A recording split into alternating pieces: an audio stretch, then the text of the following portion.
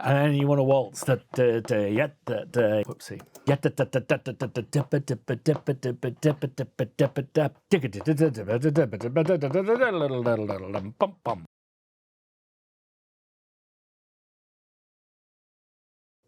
For those of you who are like me, a film, TV, media composer, or people who are studying to do that, the term cue will be familiar because it is a currency we deal with. It basically describes the bit in between the music starting and stopping. It can be a sting, it can be a stab, it can be, I don't know, a transition into a new scene, all the way to a full reel's worth of chase music.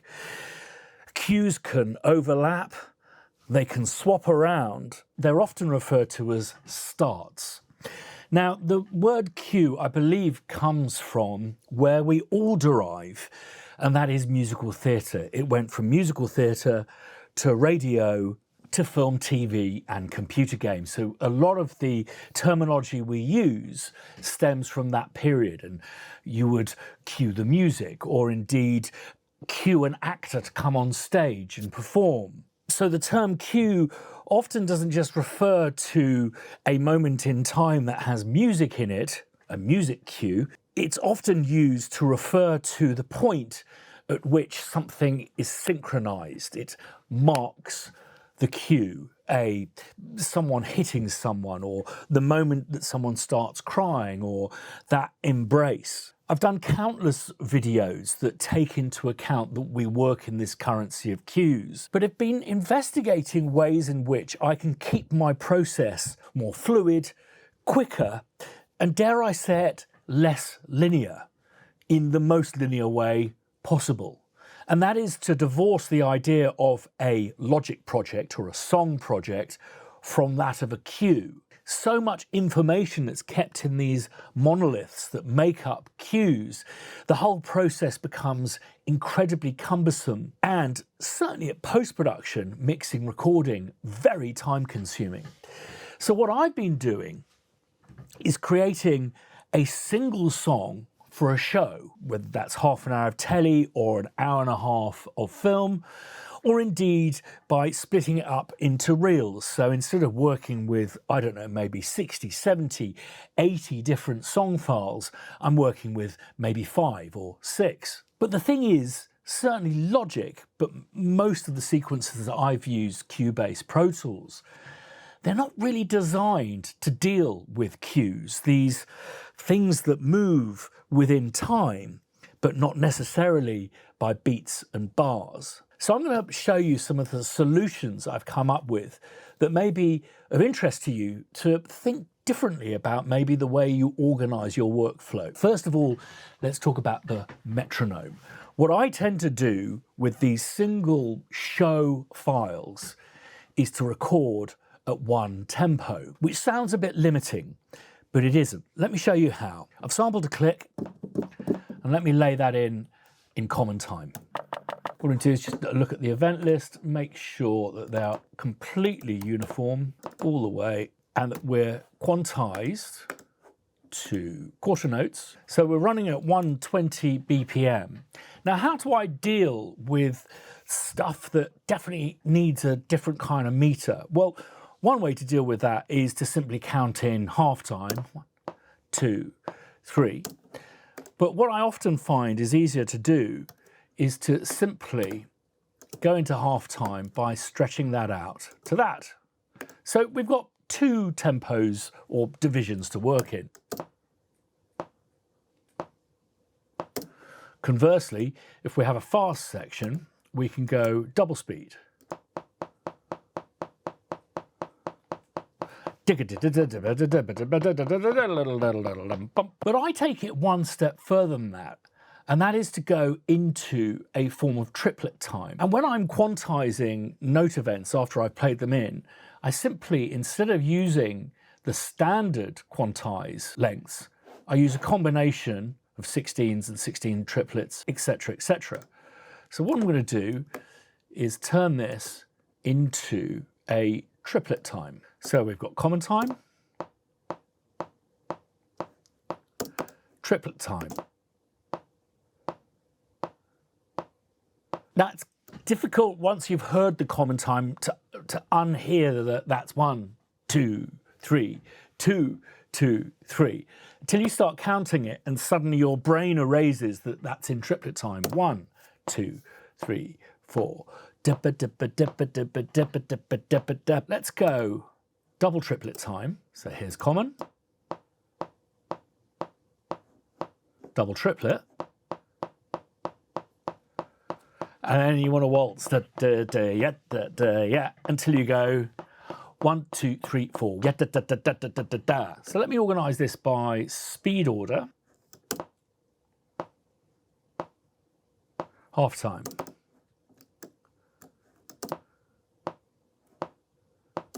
You can see suddenly we're getting this tasty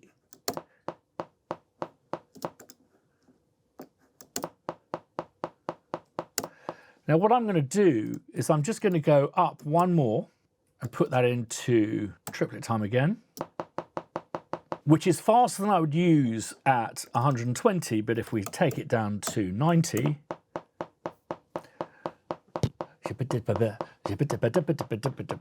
that's quite a useful meter. And then let's put it back up to 120, and I'm just going to go into half triplet time. Whoopsie.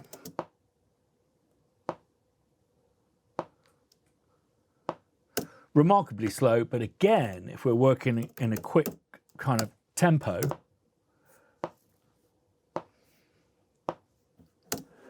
it's kind of useful. What I'm doing is titling it so, as and when I have the various different ones soloed, I know what to quantize them by.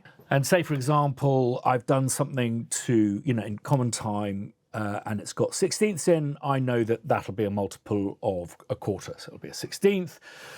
Conversely, this will be a 32t to give us the same basically number of notes between each beat there, 1 and 16. So 1/8, 1/16, 1/32, 1/16t, 1/32t, 1/64t. Next thing I'm going to do is, if we go to the track header, configure it.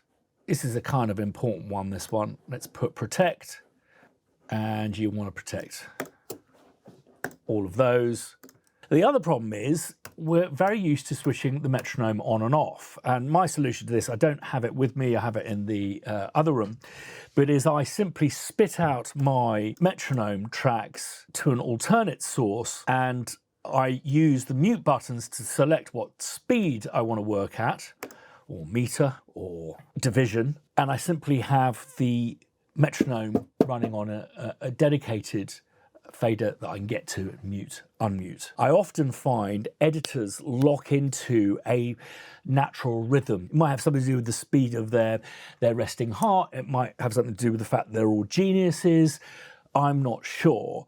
And I'm finding the subdivision route is an excellent way of being able to create a single file without the need of loads of different tempo changes, etc., etc. However, because these are samples, you can happily change the tempo as and when. So I just want to do an example of maybe Q1. Let's get a piano up. So what I'm going to do is maybe do a cue that starts at the very beginning of the show.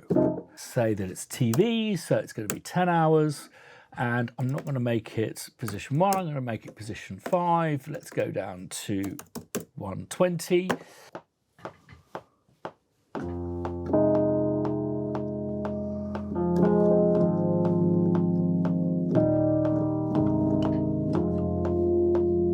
Now, say there's a cue that starts around here, but say, for example, there's a joke in the cue that we want to lift for. What I'm going to do is create a cue point for that. So, okay, I don't want the cue to start at 19, but I want it to lift at 19. So what I'm going to do is create a marker for that there and call it 1MO2 cue, but I want it to start at 17. So I'm going to do 1MO2, just call that 1MO2 without the cues. I know that the actual cue point, the most important kind of bit that needs to really synchronize, is just there. So a little bit faster this time, so I'm going to go into triplet time, but counting as fours.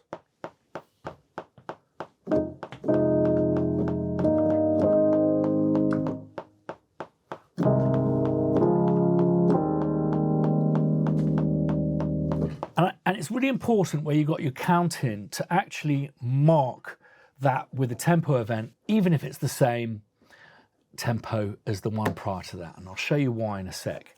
So we've got 1MO2, which we've got marked there, currently sitting. We don't want to change the beats, the bars, and we don't want to change the tempo of 1MO2. But what we want to do is for it to start earlier.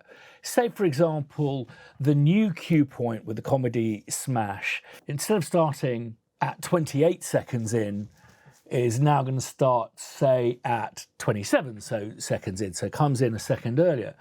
All I'm going to do is drag the frames back on this little in-between bit here, between the end of the last cue and the beginning of the count-in for the next. There we go. And looky here, we have a spurious tempo there, but that gets us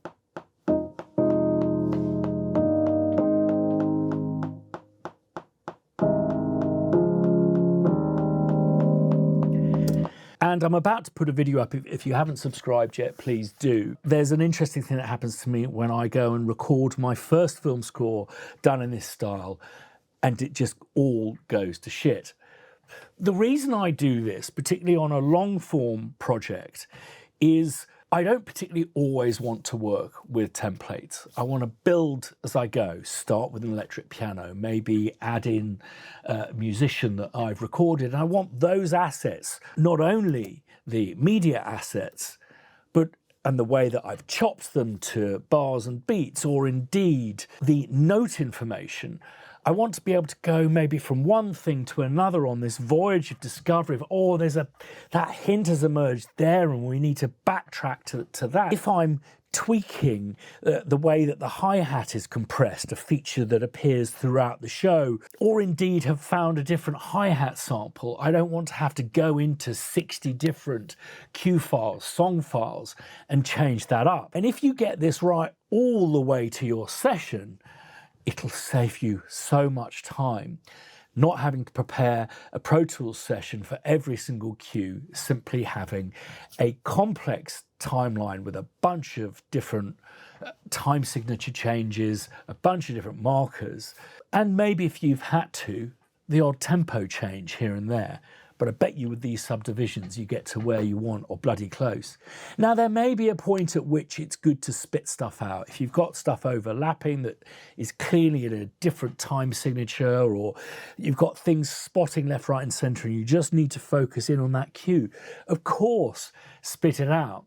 But for me, this just keeps me producing and creating and adding and subtracting, and not just starting with a massive fuck-off template with every possible eventuality written into it. You know, as the different cuts come in, or we get some sound from the sound department, I may feel that my choice of reverb isn't quite right. And suddenly you've got all of your stems with all of their different reverbs. You're tweaking all of those for all of the different cue files. And sadly, I think basically what then happens is we don't bother. This, for me, speeds up the process, makes the process less linear in a sense that I don't have to kind of select the reverbs in the instruments before I've actually started writing the thing. It allows the sound to develop along with the composition, the production. And finally, if you're mixing these things yourself and you've got stuff coming out of various different buses into, say, for example, a mixing desk, whether it be internal or external, having one big, long file to mix that is absolutely consistent. The dubbing engineer always knows, okay, whenever he feeds me a hi-hat on that hi-hat stem, I know it's possibly just a little bit sibilant for me. I know that whatever I've done there will work across the piece. So anyway, this is the direction I'm moving in. It is, I think, basically the heartbeat of film and TV music is hours, minutes, seconds and frames. Our heartbeats are bars, beats and subdivisions of those beats. And for me, this brings together our two worlds in, yes, a slightly compromised way, but at least it's not hacking something that's designed for people to write album tracks into a piece of software that's meant to score an entire film. Getting used to the fact that these bars and beats are a lie, that the one isn't the one, and in fact the quarter note that you're counting is a triplet note, takes some getting used to. But the housework that you do at the end of it, I think, is easier than dealing with multiple cues and potentially multiple little mini mistakes that you make on your template then becomes profligate across your entire project of these hundreds, which are then thousands of cues once you've started adding versions, etc., etc. I'll stick this Logic project and an associated MIDI file in the hub, which is linked in the video description down below.